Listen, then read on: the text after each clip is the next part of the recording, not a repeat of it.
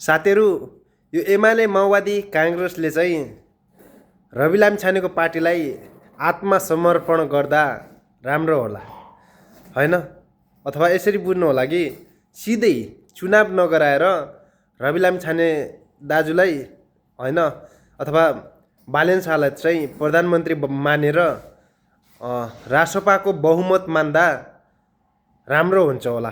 किनभने अहिले देशमा हाम्रो देशको आर्थिक अवस्था पनि एकदमै कमजोर देखिएको छ होइन।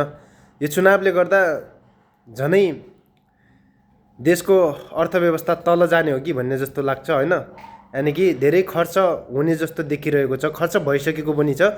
त्यसैले अलिकति देशको माया छ होइन, देश जनताको माया छ भने यो एमाले माओवादी काङ्ग्रेसले स्वत आत्मसमर्पण गरेर रवि लामिछानेलाई प्रधानमन्त्री बनाउँदा हुन्छ हो, बालेन शाहलाई प्रधानमन्त्री बनाउँदा हुन्छ हो होइन। रवि लामिछानेको पार्टीलाई चाहिँ 2/3 बहुमत आयो भनेर आत्मसमर्पण गरिदियो हो पुराना पार्टीहरू होइन, अथवा कोही पनि पार्टीहरू आत्मसमर्पण गर्दा राम्रो हुनेछ देशको लागि र देशका जनताको लागि।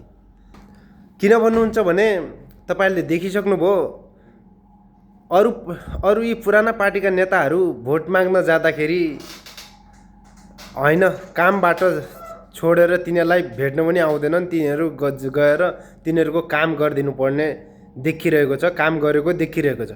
तर यो रवि लामिछाने व्यक्ति जुन जिल्ला जुन सिटीमा पुग्यो त्यहाँ 7 काम छोडेर पनि रवि लामिछानेलाई फुल दिन आउँदैछन् क्या।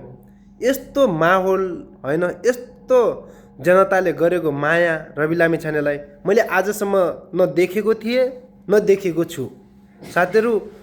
त्यसैले सक्दैनौँ क्या, कसैले पनि सक्दैनौँ रवि लामिछानेलाई। म भन्छु होइन, म त्यस राजा विरोधी त होइन। यदि प्रत्यक्ष निर्वाचन गर्ने हो भने रवि र लामिछानेको र राजाको प्रत्यक्ष निर्वाचन इलेक्सन गर्ने हो भने रवि नै विनर हुन्छ क्या। यो यथार्थ हो होइन, यो सत्य हो।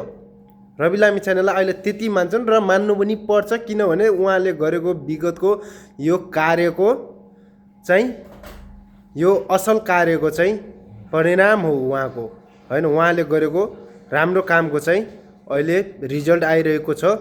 यसैलाई मान्नुपर्छ, यसैलाई साथ दिनुपर्छ र रवि लामिछानेलाई जसरी पनि हामीले यसपालिको चुनावमा चाहिँ बहुमत दिएर सांसदमा पुर्याउनु पर्छ र रवि लामिछानेले सम्पूर्ण नेपाली जनताका चाहिँ सुख दुःख मात्र नभएर हरेक समस्या जडी उखाल गरेर फ्याँक्नुपर्छ भन्दै आजको लागि बिदा हुन्छु। जय देश, जय रवि दाइ।